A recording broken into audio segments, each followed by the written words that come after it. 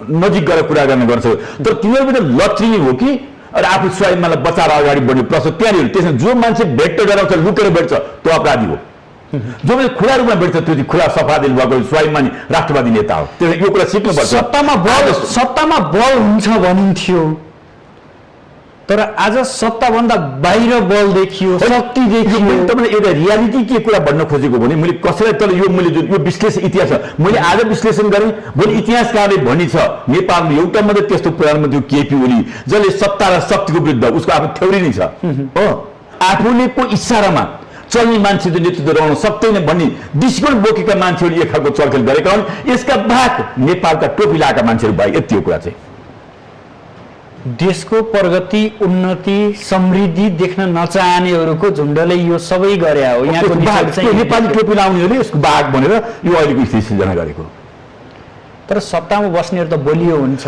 उहाँसँग बल हुन्छ भनिन्छ नि तर आज त देखियो सत्ताभन्दा बाहिर बस्नेहरूसँगै शक्ति देखियो यो तपाईँ हो स्वाभाविक हो तपाईँले अहिले यही भएको छ देखेको साँचो कुरा यही हो तर यो चिजलाई हामीले जनतालाई सङ्गठित गरेर जनतालाई बुझाएर जनतालाई गोडबन्द गरेर नेपाललाई साँचो अर्थमा सार्वसत्ता सम्पन्न र हामीले संविधानमा परिकल्पना गरेको जुन हाम्रो प्रिमेलन परिवारको राष्ट्रहरू अगाडि बढाउने चुनौती हाम्रो अगाडि छ त्यो चुनौतीलाई हामी सत्तामा हौँ सत्ता बाहिर हौँ प्रतिपक्ष फेरि गर्छौँ र हात्ती धुलोमा लड्छ तर धुलो हुँदैन धुलो मात्रै मारिन्छ हात्ती धुलोमा अहिले लडेको हुनसक्छ तर हामी धुलो टकटकिँदैन नयाँ नयाँ उगेर यो मुलुकमा फेरि पनि नेतृत्व गर्छौँ त्यो चित्त दुखिया थियो दुनियाँमा कसैले पनि एकै व्यक्तिले त्यो छोटो अवधिमा अनि सार्वजनिकता जनसङ्ख्या ठुलो हुन्छ त भूगोल ठुलो हुन्छ त सार्वजनिक यी चिजहरूको प्रसादी दिया हुन् प्रधानमन्त्रीहरूलाई यी सबै यी चिजहरू जुन खालको नेपालको इतिहासमा एउटा कुरा मैले भन्नै पर्छ सुगौली सन्धिदेखि यता अझ राणा शासनको अन्त्यपछि कुनै न प्रत्यक्ष रूपमा भारतको माइक्रो म्यानेजमेन्ट छैन 7 सालको क्रान्ति होस् 46 सालको अवस्था होस् 62 12 बजे सहमति हो एउटा मात्रै नेपाली जनताले स्वाभिमान ढङ्गले निर्णय गरेको संविधान बनाएको मात्रै हो यो कुरा रिकल गर्नुपर्छ ती सबै प्रक्रियाभित्र आउँदाखेरि त्यो शक्ति जसले चाहिँ हिजो अस्ति आफूलाई चाहिँ सिरामा बसेर रेखनाल गरिरहेको बाहिर हुँदाखेरि सायद त्यो शक्ति पनि खुसी थिएन होला हटाइएको थियो हामी फेरि नयाँ जनताबाट अनुमति भएर आयौँ अहिले जुन ढङ्गले न्यायालयलाई प्रयोग गरेर हामीले हटाउने काम भएको छ फेरि हामी जनता हाम्रो बल जनताभन्दा अरू कोही छैन तर संस्कार भएन के नेता संस्कार भएन राजनीतिक संस्कार भएन यही कुरा भन्छु राजनीतिक संस्कार भएन यो म पनि स्वीकार छु राजनीतिक चरित्र निर्माण गर्नु भएन जुन चरित्र निर्माण गर्छु भन्ने आदर्श व्यक्तिहरूले त्यो अबका आउँदा दिनमा के एउटा मान्छेको एउटा लिमिटेसन हुन्छ त्यो लिमिटेसन सहित उहाँको आन्दोलनमा जे योगदान गरेर सलाम गरौँ तर मुलुक निर्माण गर्ने क्रममा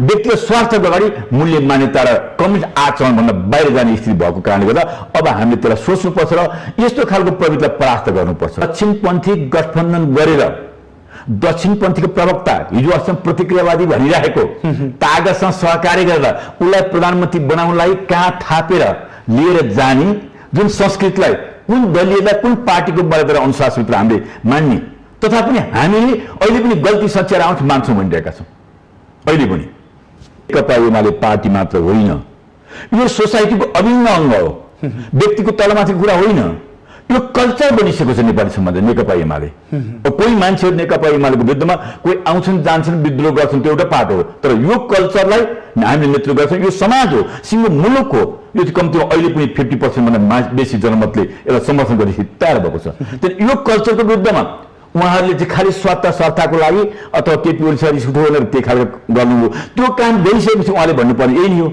त्यसो नभन्नुहोस् न पार्टीलाई यहाँसम्म ल्याउन योगदान गरेको 15 वर्षसम्म पार्टीको नेतृत्व गरेको व्यक्तिले नेकपा कमजोर बनाउँछु पार्टी फुटाउँछु भनेर लाग्छ र भने क्या होइन मलाई आज एउटा 10 फुट एउटा कागज पनि भएको छ हिजो त्यसमा धेरै भन्न चाहिँ मलाई मन छैन तर मेरो मनमा के लाग्छ भने तपाईँले भनेकै कुरा 10 वर्ष योगदान गरेको तर मान्छे संसारमा मूल्याङ्कन गर्न गाह्रो मान्छे हो अनि मरेपछि मात्रै यसको प्लस र माइनस मूल्याङ्कन हुनसक्छ दुनियाँ चिजको जिउँदैमा इभ्यालुएसन हुन्छ तर मान्छेको हुँदैन कि उसका गतिविधिहरू कहिलेकाहीँ सकारात्मक हुन्छ कहिले नकारात्मक हुन्छ पक्षमा निर्णय आएन भनेर यसरी बोल्न पाइन्छ र आफ्नो भने पक्षमा होइन मैले भने अहिले मैले आवेशमा भनेको छुइनँ उत्तेजनामा भनेको छुइनँ मैले रियल ग्राउन्डभित्र बसेर भनेको छु त्यसो भएको कारणले गर्दा यो मलाई परेर होइन मलाई चिन्ता के हो भने अहिलेको यो व्यवस्थाले संविधानमा जुन ढङ्गले पहल पार्ने काम भएको छ जुन ढङ्गले चलखेल गर्ने काम भएको छ र यसैको कारणले गर्दा कम्ती सदनप्रति अविश्वास गरेर सिधै प्रधानमन्त्री नियुक्ति गर्ने प्रमादेश भएको छ यी चिजले गर्दाखेरि मुलुकमा नयाँ खालको अस्थिरता सिर्जना गर्ने र मुलुकलाई चाहिँ अस्थिरतातिर लिएर जाने र अरू प्रतिक्रियावादीहरू देशी प्रतिक्रियावादी खेल्न ठाउँ दिने एउटा अवसर प्राप्त भएको छ कस्तो देख्नुहुन्छ भनेकै यहाँहरूले आफू कमजोर हुने देश कमजोर बनाउने अनि प्रतिक्रियावादी छन् बाह्य शक्ति छन् उनीहरूले खेलाउँछन् घरभित्रै कमजोर भएपछि बाहिरले अवसर छाउँदैन र भने होइन सुशीलजी हामी कमजोर भएका छैनौँ कुनै कमजोर भएको राजनीतिक पार्टीले चुनावमा जान हिम्मत गर्छ कि राजनीतिक रूपमा अगाडि बढेर यसलाई प्रधानमन्त्री बना यति घण्टामा बना यति घण्टामा प्रतिनिधि सभाको बैठक बोला भनेर राजनीतिक दलको र संसदको अधिकारलाई कुण्ठित गर्ने कुराको बारेमा एक्सनको रियाक्सन हुन्छ यो फिजिक्सको नियम हो त्यति मात्रै हो त्यसकारण कुनै मनसाले जे खालको राजनीतिक निर्णय भयो अनपेक्षित राजनीतिक निर्णय भयो संसारलाई अचम्म पार्ने राजनीतिक निर्णय भयो केही यसका पक्षधरदेखि बाहेक त्यो भएको कारणले गर्दा अब जो कोहीले पनि त्यसको प्रतिक्रिया जनाउँछन् आदरणीय दर्शकबिन नमस्कार आजको सन्दर्भ कार्यक्रममा यहाँहरूलाई हार्दिक स्वागत छ म सुदर्शन आचार्य दर्शकबिन दोस्रो पटक विघटन भएको प्रतिनिधि सभालाई सर्वोच्च अदालतले पुनः बिउताइदिएको छ यानि कि जेठ 7 गते प्रधानमन्त्री केपी शर्मा ओलीले राष्ट्रपतिको सिफारिसमा दोस्रो पटक गर्नुभएको प्रतिनिधि सभा विघटन बदर भएको छ प्रतिनिधि सभा पुनर्स्थापित भएको छ मङ्गलबार बेलुका 5 बजेभित्र प्रमुख प्रतिपक्षी दलका नेता कांग्रेस सभापति शेरबहादुर देउवालाई प्रधानमन्त्री बनाउन आदेश समेत दिएको छ साथै भनिएको छ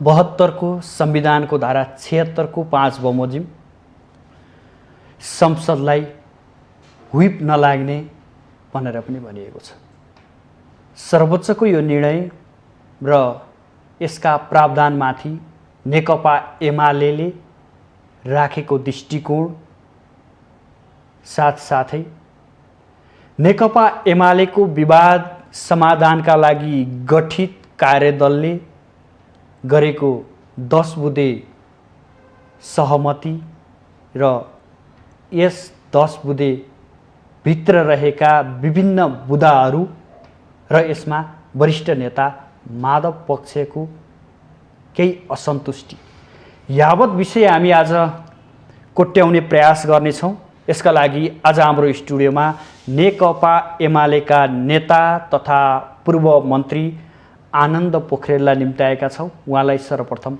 स्वागत गरौँ स्वागत छ सर यहाँलाई माउन्टेन टेलिभिजनमा सुदर्शनजी प्रतिनिधि सभा पुनर्जीवित भएको छ सर्वोच्चले पुनर्जीवित गरिदिएको छ यो सर्वोच्चको निर्णयलाई यहाँले कसरी हेरिरहनु भएको छ कसरी विश्लेषण गर्नुहुन्छ हामी हिजो संविधान सभामा संविधान बनाउँदै गर्दा न्यायालयलाई स्वतन्त्र राख्नुपर्छ यो व्यवस्थापिका र कार्यपालिकाभित्र हुनु हुँदैन स्वतन्त्र न्यायालयको अस्तित्व कायम रहनुपर्छ भनेर लडाइँ लड्ने राजनीतिक पार्टीका सदस्य हो त्यसो भएको कारणले गर्दाखेरि सर्वोच्च अदालतको फैसला जुन ढङ्गले आएको छ यो फैसलाले संविधानको दफाहरू हेरेन न्यायिक मन पनि गरेन सिधै राजनीतिमा प्रवेश गरेको छ र राजनीतिक फैसला गरेको छ र यो सर्वोच्च फैसलाले तपाईँले अघि पृष्ठभागमा भने जस्तै न त यसले प्रधानमन्त्री नियुक्ति गर्ने भनौँ कसरी प्रधानमन्त्री नियुक्ति गर्ने संसदको बहुमत यी आदि इत्यादि कुरा व्याख्या प्रत्येक धारा उपधारा गरिएको छ र ठाडै परामर्श जारी गरेर सर्वोच्चले संसदको अधिकारलाई प्रतिनिधि सभाको अधिकारलाई कुण्ठित गरेको छ। पुनर्स्थापना गर्न सक्थ्यो र त्यहीँबाट प्रधानमन्त्री खोजेर लिएर आऊ बहुमत पुग्नेहरू भन्न सक्थ्यो। त्यसो नभइकन परामर्श जारी गर्ने काम चाहिँ राजनीतिक क्षेत्रभित्र हस्तक्षेप गरेको र व्यवस्थापिकालाई हस्तक्षेप गरेको र व्यवस्थापिकाको अधिकारलाई कुण्ठित गरेको र काम भएको छ। त्यसो भएको कारणले गर्दा यो फैसला हामी सिद्धान्ततः सर्वोच्चले गरेको फैसला सिद्धान्ततः स्वीकार गर्न बाध्य छौँ, हामीसँग विकल्प छैन। तर उसको फैसला चाहिँ मैले धेरै राष्ट्रिय अन्तर्राष्ट्रिय इतिहासहरू हेर्दा जहाँ जहाँ वामपन्थी पृष्ठभूमिका सरकारहरू चुनाव जितेर सरकार बनाउँदाखेरि जुन ढङ्गले काहीँ सैनिक कु हुन्थे, काहीँ न्यायालयले कु गर्थ्यो, कहाँ हरेक ढङ्गले चाहिँ सडकबाट टपल डाउन गर्ने प्रयत्नहरू धेरै ठाउँ भएको इतिहास मैले पढेको छु। नेपालमा पनि नेपाल कम्युनिस्ट पार्टी एमाले जुन खालको जनमत प्राप्त गरेको थियो त्यो जनमत प्राप्त गरेर हाम्रो पार्टीका श्रद्धेय अध्यक्ष संसदीय दलका नेता केपी ओलीले प्रधानमन्त्री हुनुभएको थियो। उहाँलाई कुनै मूल्यमा पनि यो सरकारबाट हटाउनु पर्छ र टप्पल डाउन गर्नुपर्छ, कम्युनिस्ट पार्टीको सरकारलाई चाहिँ अपदस्थ गर्नुपर्छ भन्ने मनसाय राखेर अघि बढ्ने तत्त्वसँग केही वामपन्थीहरू पनि साझेदारी गरेर यो खालको स्थिति बनेको छ। त्यसकारण यसलाई म संवैधानिक कु भन्छु, न्यायालयले गरेको एउटा चाहिँ जालसाजीपूर्ण राजनीतिक कदम भनेर भन्छु। तथापि यो तितो अनुभूति अलोकतान्त्रिक क्रियाकलाप हुँदाहुँदै पनि हामी स्वीकार गर्छौँ। सबै कुरालाई विरोध गर्छु तर सर्वोच्चको निर्णय भएको हुँदा यसलाई स्वीकार्छु, यहाँको मनसाय यही नै हो। सही कुरा भन्नु तपाईँले। यो भन्दै गर्दा स्वयं एमालेका भातृ सङ्गठनहरू यति बेला सडकमा छ। सर्वोच्चको निर्णय माथि सडकमा जान हुन्छ, विरोध प्रदर्शन गर्न हुन्छ। एउटा यसरी यसलाई हेरौँ, सर्वोच्चले संविधान त न्यायिक मूल्यले फैसला गर्नुपर्ने र संवैधानिक इजाजले नमिलेका कुरालाई मिलाउनु पर्ने, सिधै राजनीतिक रूपमा अगाडि बढेर यसलाई प्रधानमन्त्री बना, यति घन्टामा बना, यति घन्टामा प्रतिनिधि सभाको बैठक बोला भनेर राजनीतिक दलको र संसदको अधिकारलाई कुण्ठित गर्ने कुराको बारेमा एक्सनको रियाक्सन हुन्छ। यो फिजिक्सको नियम हो, त्यति मात्रै हो। त्यसकारण कुनै मनसाले जे खालको राजनीतिक निर्णय भयो, अनपेक्षित राजनीतिक निर्णय भयो, संसारलाई अचम्म पार्ने राजनीतिक निर्णय भयो, केही यसका पक्षधरदेखि बाहेक त्यो भएको कारणले गर्दा अब जो कोहीले पनि त्यसको प्रतिक्रिया जनाउँछन्। प्रतिक्रिया जनाउने आफ्नो आफ्नो तरिका हुन्छ। मैले अहिले तपाईँको टिभी मार्फत प्रतिक्रिया जनाएको छु, कसैले घरमा उभिएर बसेर बनाएको होला, कसैले प्रेसमा भनेको होला, कसैले सडकमा सामाजिक सञ्जालमा लेखेको होला। त्यसकारण प्रतिक्रिया जनेको छ। अहिले यो अत्यन्त नेपालको यो न्यायालयको इतिहासभित्र साँच्चै भन्यो भने यो हुनु नपर्ने घटना भएको भनिरहेको छन्। अहिले त पक्षधर लाग्ने मान्छेहरूले जस्तो संविधानको धारा 76(5) को प्रयोग गर्दाखेरि दलको हुप लाग्दैन जस्ता कुराहरूमा पनि प्रवेश गरेको छ।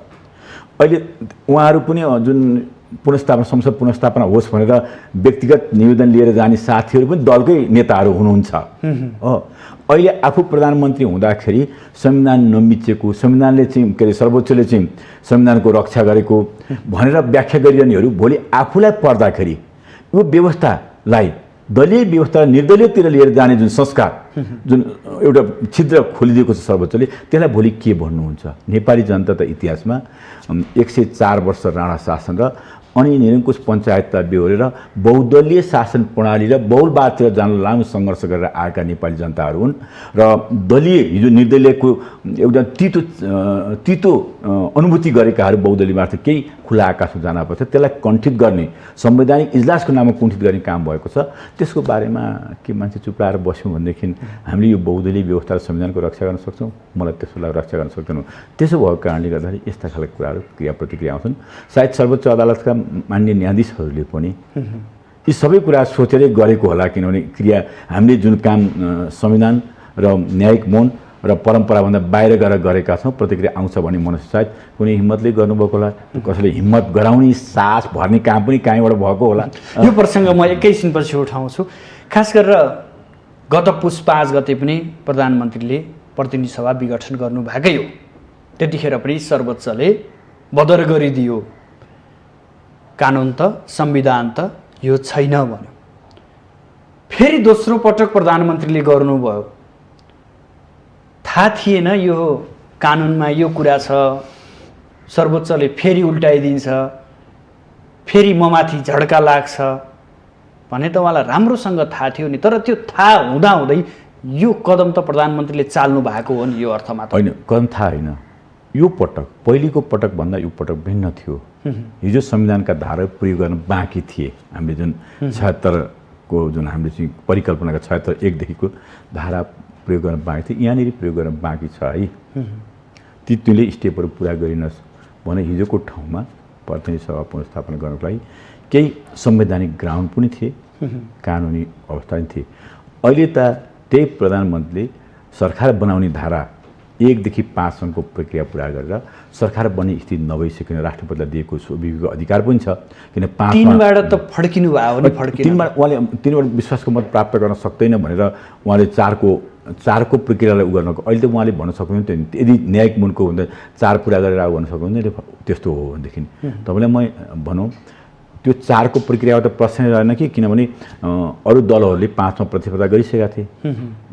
5मा चाहिँ राष्ट्रपतिलाई संसदभित्रको संरचना उहाँले मार्ग प्रशस्त गरिदिनु भएको थियो र त 5मा गएको थियो। शक्ति सन्तुलनको कुराहरूलाई चाहिँ हेरेर चाहिँ बन्न सक्दैन भने उहाँले निरूपण गर्नुभयो। त्यो विघटनको सिफारिस सदर गर्नुभयो, अथवा विघटन त अहिले संवैधानिक ढङ्गले भएको कुनै सिफारिसको प्रश्न पनि होइन, प्रधानमन्त्री सिफारिस त्यो ढङ्गले गएको स्थितिमा अहिले त स्वाभाविक रूपमा हाम्रो अनुमान के थियो भने धेरै गरिदेखि पार्लियामेन्ट पुनर्स्थापना हुन्छ, फेरि प्रक्रियाका ढङ्गले अगाडि बढ्न सक्ला भने मान्छेले अनुमान गर्थे। तर यसरी संवैधानिक कुनै हुन्छ र अन्य मुलुकमा चाहे विशेष गरी दक्षिण अमेरिका मुलुकमा सैनिक कु हुन्थ्यो हो, र यहाँले यो सर्वोच्चको निर्णयलाई संविधानको कुको रूपमा लिनुभएको छ। स्वाभाविक रूपमा राजनीतिक निर्णय भएको छ, यो अलोकतान्त्रिक निर्णय भएको छ।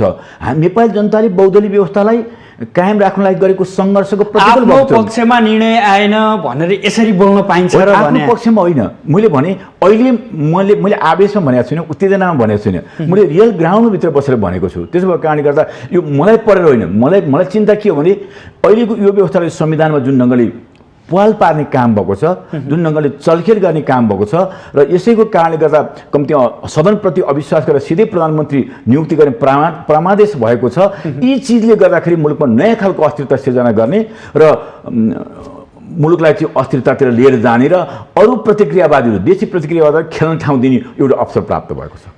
कस्तो देख्नुहुन्छ भनेकै यहाँहरूले आफू कमजोर हुने, देश कमजोर बनाउने अनि प्रतिक्रियावादी छन्, बाह्य शक्ति छन्, उनीहरूले खेलाउँछन्। घरभित्र नै कमजोर भएपछि बाहिरले अवसर छाउँदैन र भने होइन सुशीलजी, हामी कमजोर भएका छैनौँ। कुनै कमजोर भएको राजनीतिक पार्टीले चुनावमा जान हिम्मत गर्छ? जो कमजोर थिए उनीहरूले अर्को गलत बाटो अपनाए।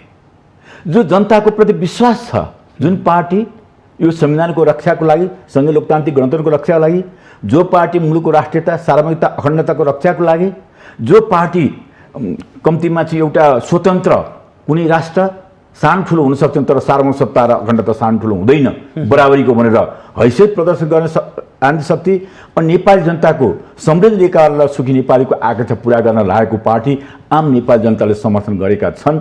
जुन खालको अस्थिरता संसदभित्र भएको छ, आफ्नै पार्टीभित्र पनि संसद दलको नेता र नेतृत्वलाई अस्वीकार गर्ने कल्चर भएको छ। त्यो अवस्थामा अब योभन्दा अर्को विकल्प छ जनताको जनादेश लिएर जानुपर्छ भन्ने राजनीतिक पार्टी सुदर्शनजी कमजोर होइन। ऊ जनताले त यहाँहरूलाई 5 वर्ष म्यान्डेट त 5 वर्ष हो नि, अनि बीचमा जब मन लाग्छ तब जनतासँग गइदिने, फेरि जब मन लाग्छ नि।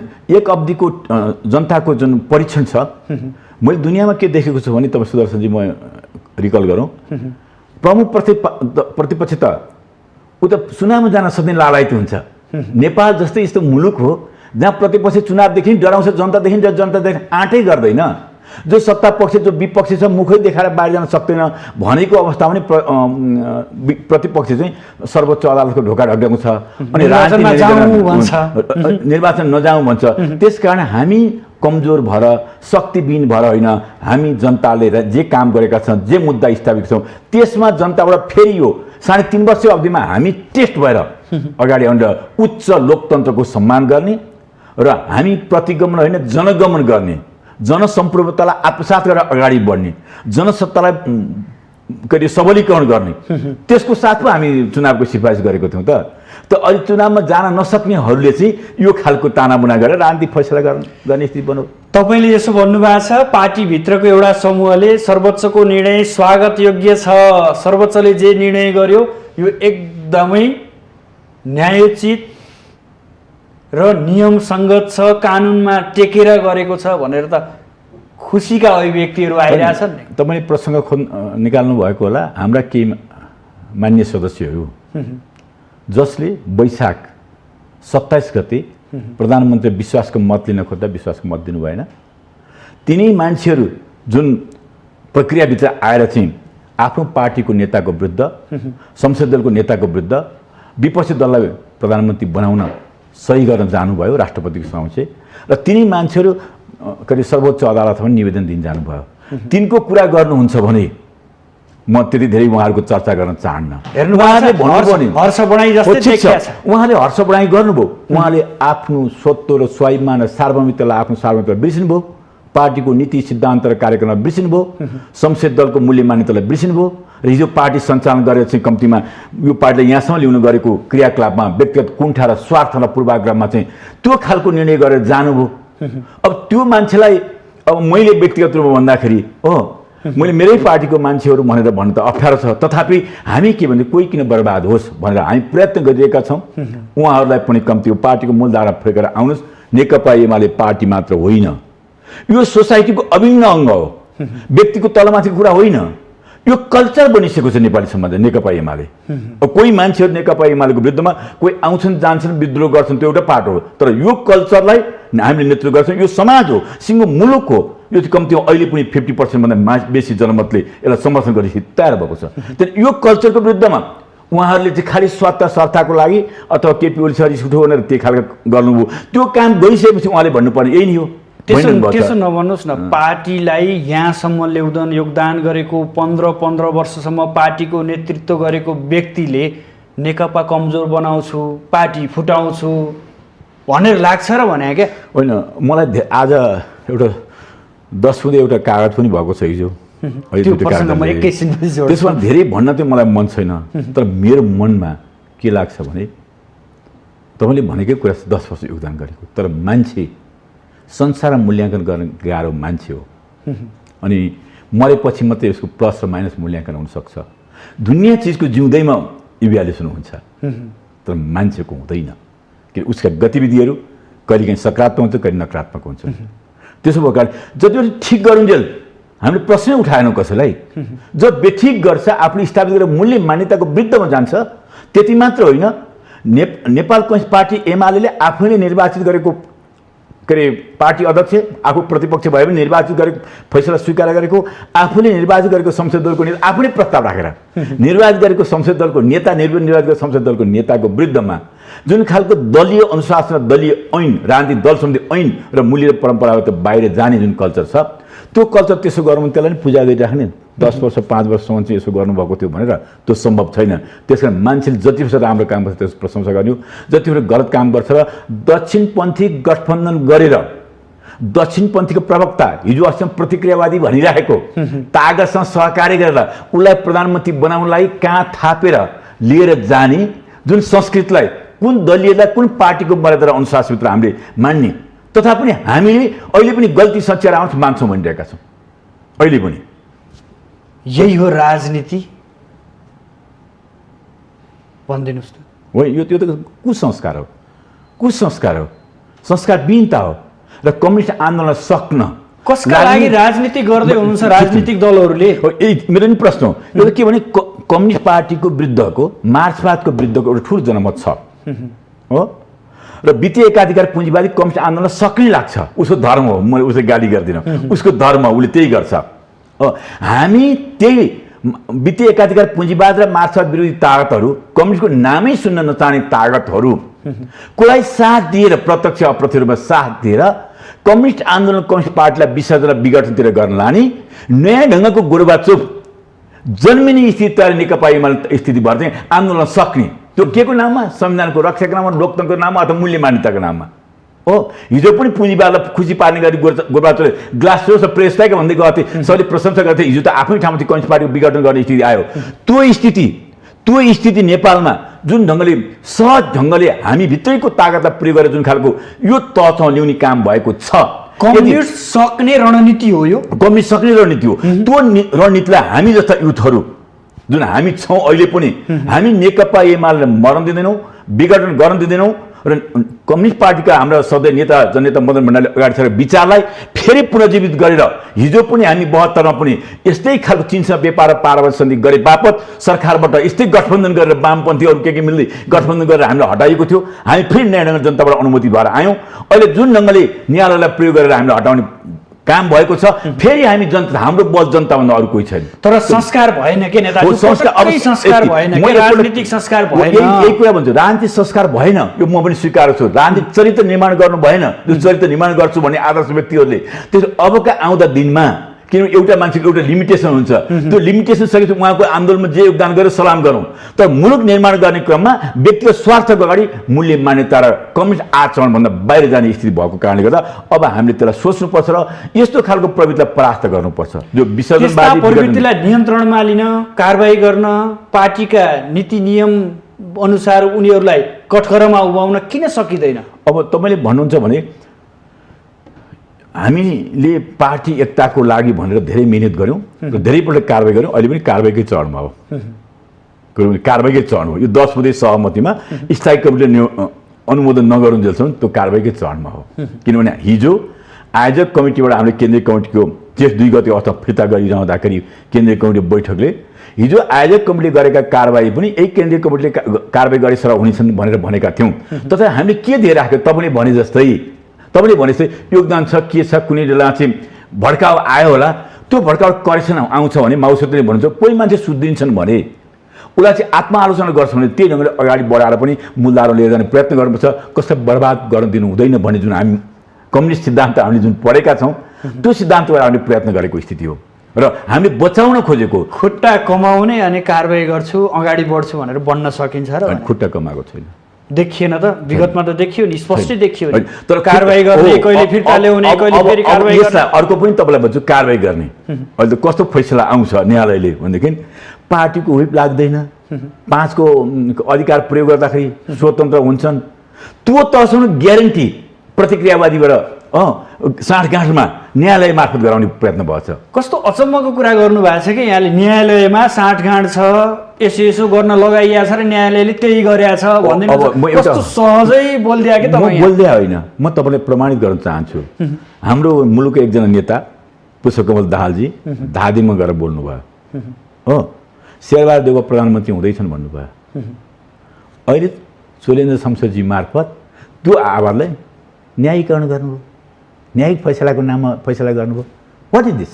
मैले प्रश्न तपाईँलाई गरेँ, त्यस्तो चल्छ र भने? होइन, मैले भनेको होइन, मेरो कुरो होइन यो, पटक्कै मेरो कुरो, मेरो मन त मनसायत छैन। होइन, सार्वजनिक अभिव्यक्ति त छँदैछन्, प्रचण्डजीले बोलेका अभिव्यक्ति छँदै हो। त्यसलाई मैले के भने त, एउटा लेम्यानले पनि त्यही भन्छ। आज म सामाजिक सञ्जालमा भन्छु, देख्छु हो, प्रचण्ड त अस्ति नै भनेको थिएँ। आज प्रधान न्यायाधीश मार्फत यसलाई चाहिँ के न्यायीकरण गर्ने काम भयो, न्यायिक फैसलाको नाममा आयो। यो कसरी हुन्छ? म तपाईँलाई एउटा प्रश्न गर्छु। आज बिहान मलाई केही मित्रले फोन गर्नुभयो थियो, म त्यो फोन समय 7 बजेको थियो। 7 बज्दाखेरि तपाईँले के अरे फैसला मुद्दा हार्दै हुनुहुन्छ, शेरबहादुर देउवा प्रधानमन्त्री हुँदै हुनुहुन्छ हो, र दलीय हुन लाग्ने स्थिति पनि तयार हुँदैछ भन्ने सुनेको छु। तपाईँसँग यो सूचना छ भनेर भन्नुभयो बिहानै फोन आयो, बिहान 7 बजे। अनि मैले सबै नेताहरूलाई भने ल यस्तो हुनसक्छ, मैले आफू जाँदा थियो यस्तो हुनसक्छ भन्दा सबैले न्यायिक उनको मात्रै कुरा गर्नु। कहाँ सर्वोच्चले त्यसो गर्न सक्छ? सर्वोच्चले प्रत्येक व्यक्तिलाई प्रधानमन्त्री बनाएर ल्याउन सक्छ? तपाईँको कुरै केटाकेटी छ, कहाँ सुन्नु? यो विश्वास लागेको, कसैले विश्वास गर्नु भएन। पोखरेलज्यू, हामी छोटो विश्राममा जान्छौँ, विश्रामपछि पुनः उपस्थित। दर्शक पनि हामी छोटो विश्राम लिन्छौँ, विश्रामपछि पुनः उपस्थित हुनेछौँ।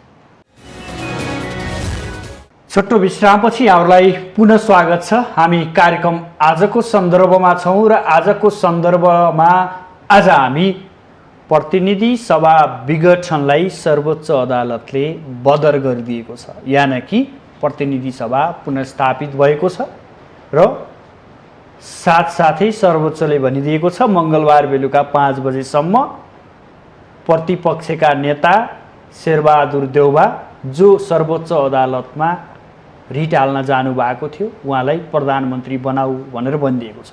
यो अवस्थापछि नेकपा एमाले यसलाई कसरी हेरिरहेको छ, साथै एमाले विवाद समाधानका लागि गठित कार्यदलले तयार गरेको 10 बुँदे सहमति पत्रमा के छ, यो विषयमा जोडेर हामी प्रसङ्ग चलाइरहेका छौँ र यसका लागि आज हाम्रो स्टुडियोमा नेकपा एमालेका नेता तथा पूर्व मन्त्री आनन्द पोखरेल हुनुहुन्छ। उहाँलाई पुनः स्वागत गरौँ।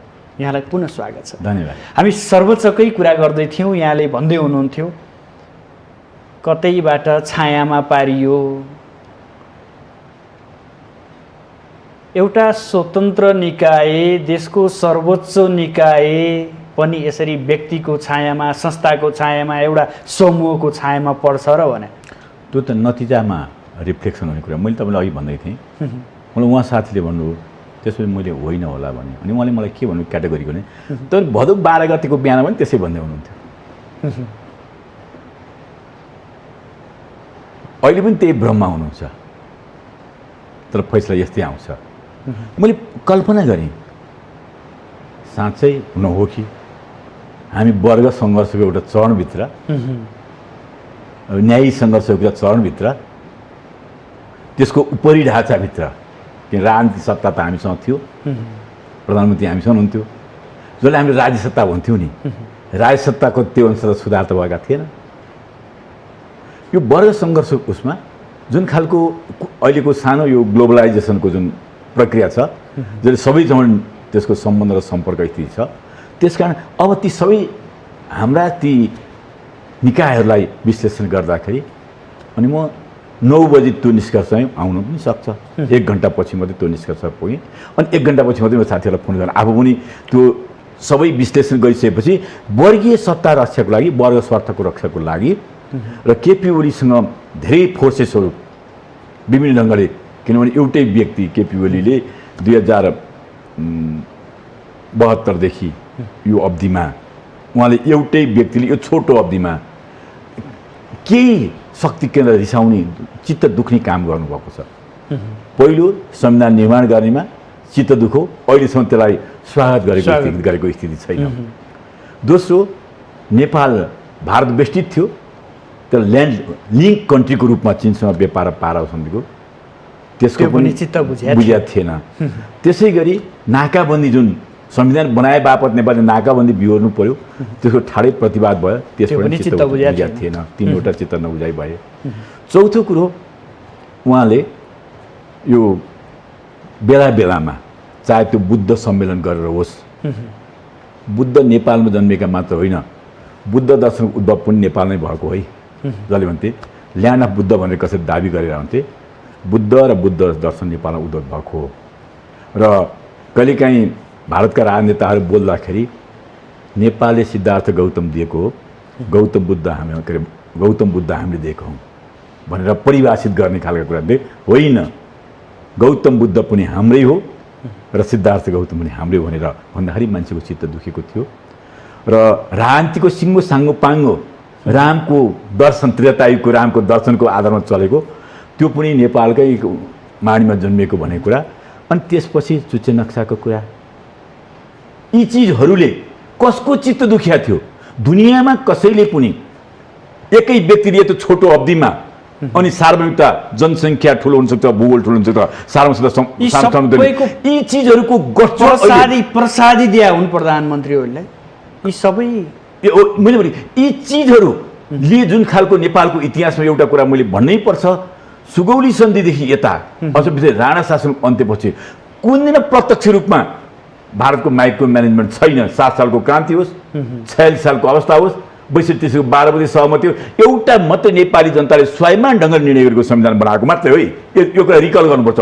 ती सबै प्रक्रियाभित्र आउँदाखेरि त्यो शक्ति जसले चाहिँ हिजो अस्ति आफूलाई चाहिँ सिरानमा बसेर रेखदाल गरिरहेको बाहिर हुँदाखेरि सायद त्यो शक्ति पनि खुसी थिएन होला। र नेपालको परिवेक्षमा मान्छे कहाँ पढ्छ, कहाँ सिकेर आउँछ, कहाँ तालिम लिन्छ, के चिज छन्, यी चिजहरू पनि गभर्न गर्नेका चिजहरू होलान्।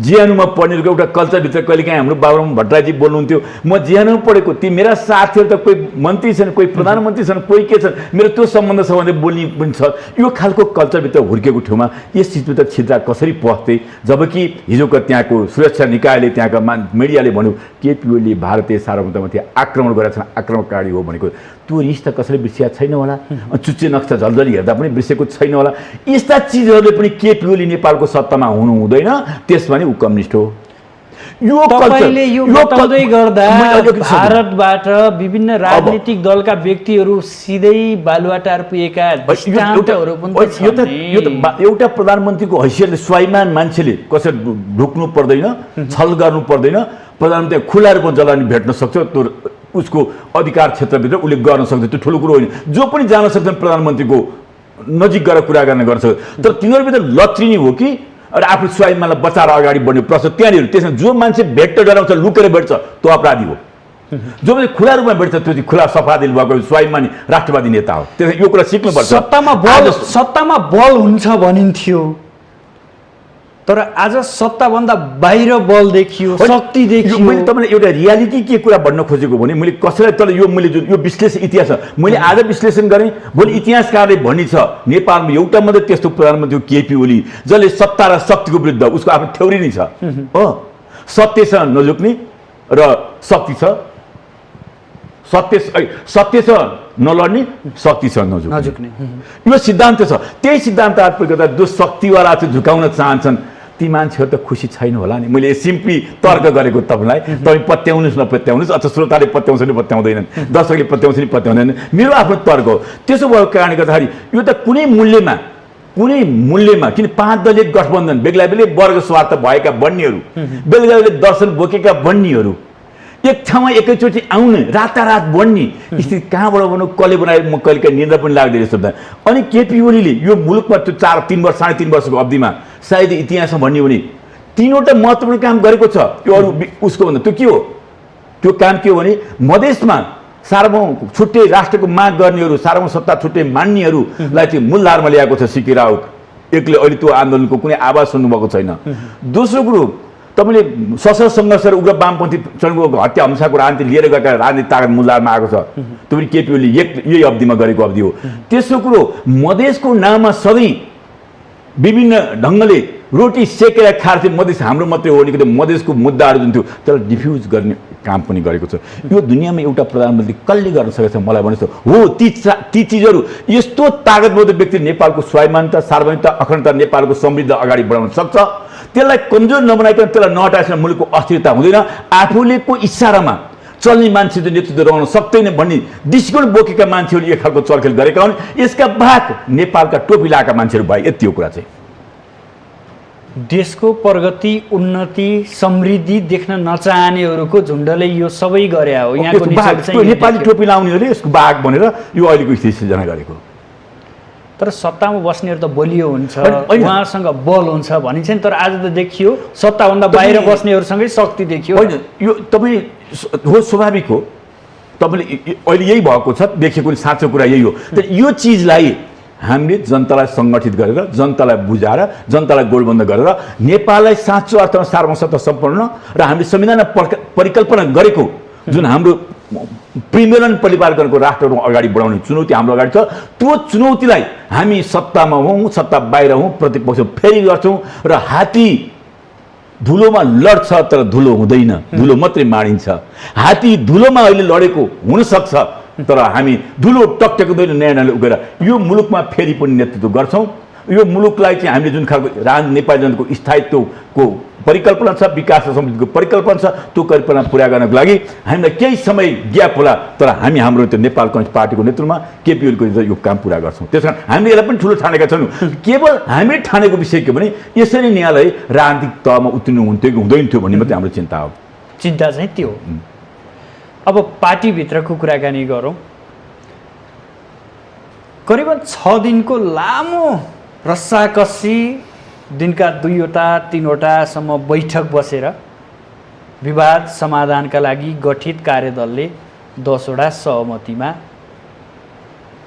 पार्टीलाई ल्याउने भनेर अन्तिम खाका तयार गर्यो र त्यो खाका बाहिर आयो आज बताइदिनुहोस् ठ्याक्कै 10 बुँदेमा के छ? 10 बुँदेमा के छ भन्नुभन्दा 10 बुँदेमा नेकपा एमालेलाई राजनीतिक रूपले, साङ्गठनिक रूपले, वैचारिक रूपले एकीकृत गर्नको लागि जुन जुन तहबाट कमी कमजोरी भएका छन् ती कमी कमजोरीलाई अबदेखि पुनरावृत्ति नगरेर नयाँ ढङ्गले पार्टीले लिएर जाने हो। मूल सार यही हो, नयाँ ढङ्गले पार्टीले लिएर जाने र कसैका चित्त दुखिएका छन् भने त्यसलाई चाहिँ आन्तरिक छलफलको विषय बनाएर विधि र प्रक्रियाबाट अगाडि बढ्ने, म्याथमेटिकली जे कुरा लेखेको 10वटा भए पनि मूल विषय यही हो। र कम्तीमा मुलुकमा कम्युनिस्ट पार्टीको सरकारलाई अविच्छिन्न रूपमा अहिले जुन 5 वर्षको अवधि छ त्यसमा निरन्तरता दिनको लागि सबै एक ठाउँ उभिएर अगाडि बढ्ने भन्ने यही हो। त्यो सार समाधान भएकै हो त विवाद? मैले यो समाधान भएको हो कि होइन भन्ने कुरा चाहिँ अहिले स्थायी कमिटीको बैठक बोलाएको छ। अब नेताहरू जान सुरु गर्नुभयो होला।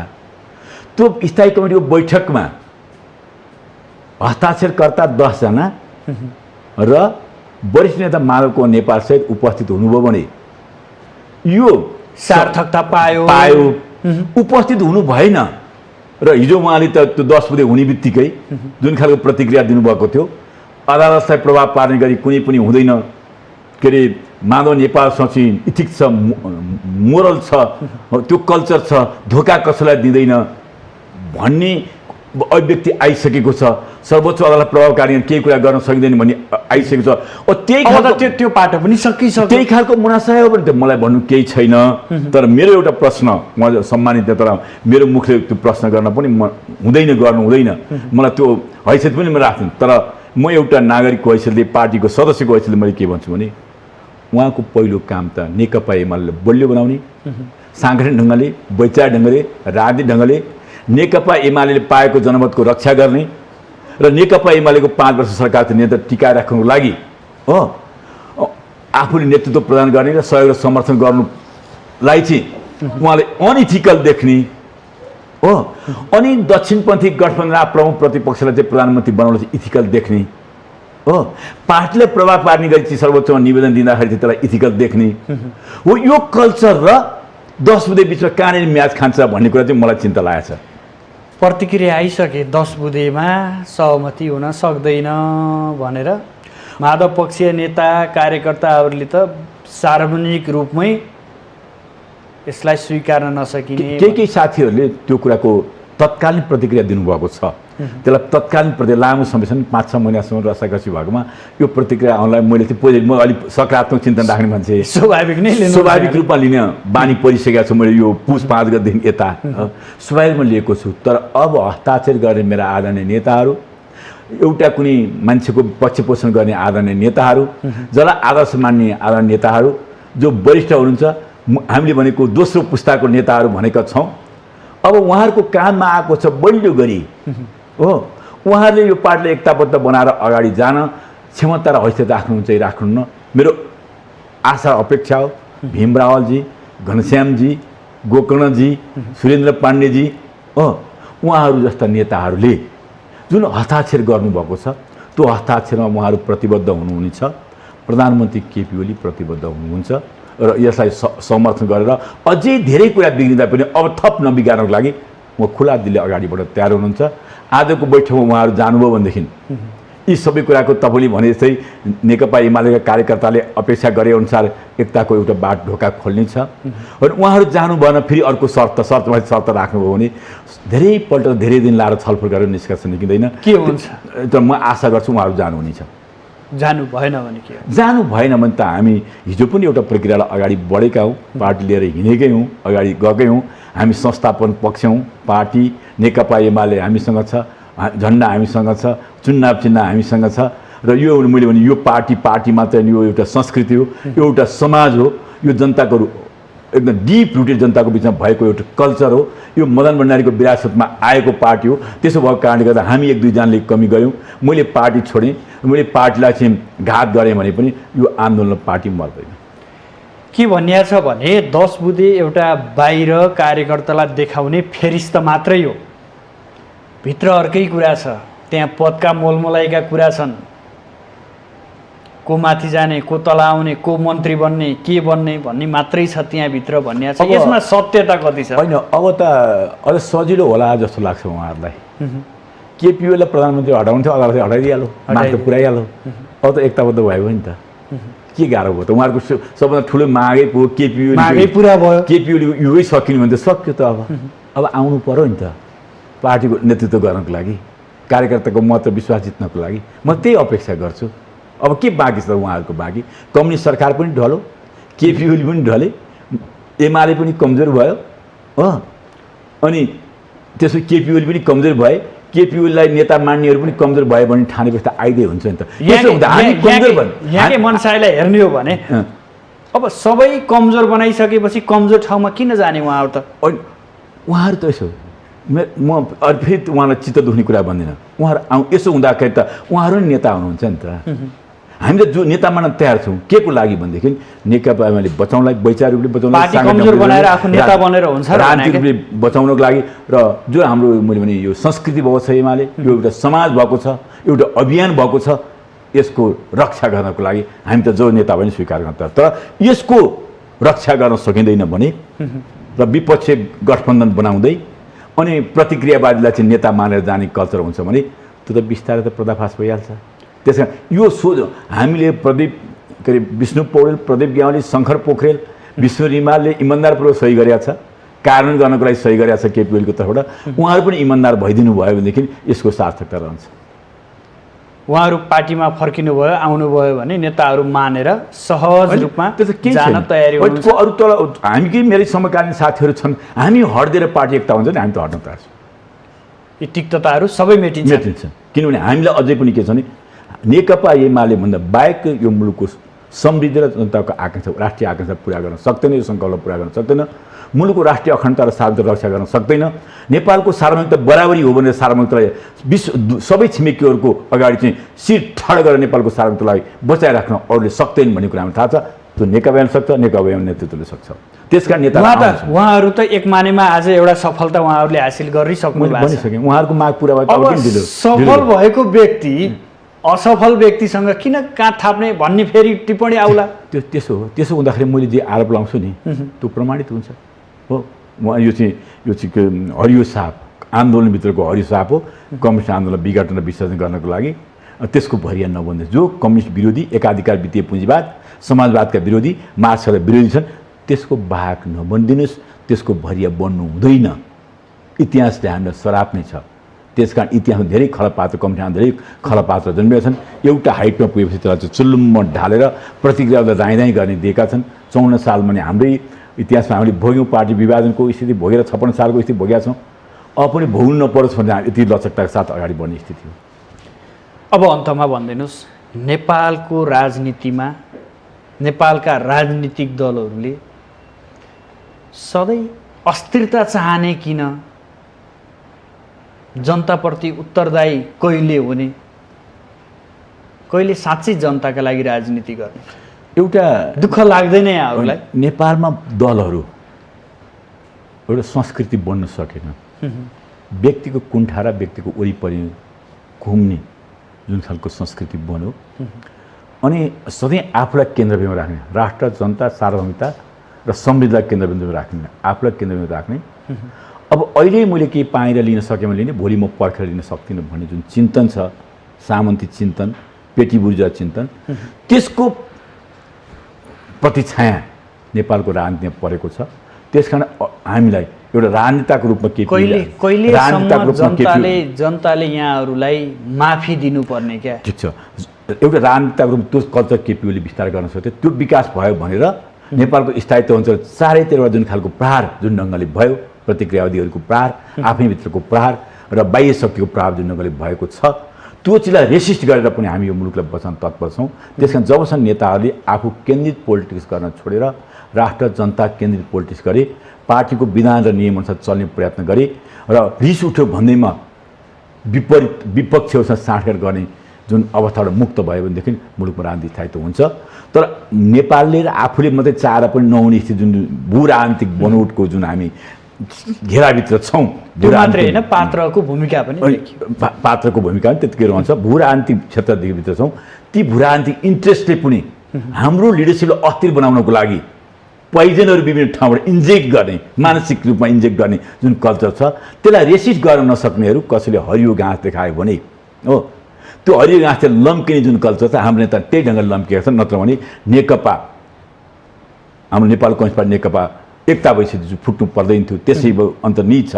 त्यतिमा चाहिँ नेकपा फुटेर पनि नेकपा एमालेलाई कमजोर नबनाइकन जुन साङ्गठनिकले विचारले डिप रुटेड संस्कृति बनेको छ त्यसलाई कमजोर नबनाइकन अब कम्युनिस्ट आन्दोलन विसर्जन गर्न सकिँदैन भनेर यसभित्र पनि त्यो खालको प्रवृत्तिलाई उक्साउने र जुन खेल्ने प्रयोग भयो, ती खेल्न आउने मान्छेहरू कम्युनिस्ट भएरै आएका छन्, ती खेल्ने मान्छेहरू उहाँको शुभचिन्तक भएर आएका छन्।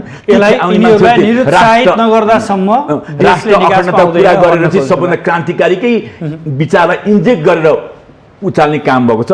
म कसको भरिया भएको छु, कसले मलाई उचाल्दैछ भन्ने कुरा चाहिँ त्यो सत्ताको अन्न भएको कामको त लोभमय जुन हाम्रो सनातन हिन्दू धर्म छ नि, कामको लोभले ग्रस्त भएको मान्छेले त्यहाँबाट मुक्त हुन सक्दैन। त्यसले गर्दा विसर्जन विघटन त्यो तहमा गएको छ। हामी जागरुक कार्यकर्ता छौँ।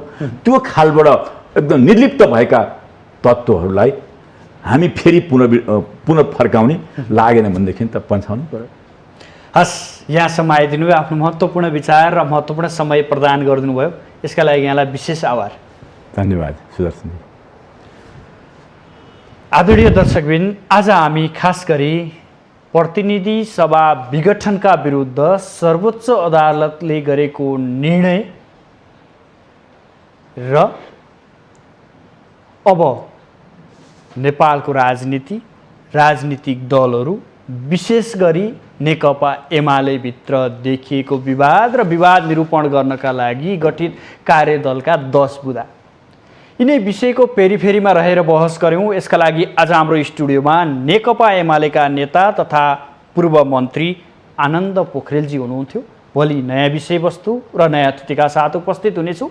आजलाई भने बिदा दिनुहोस्। नमस्कार।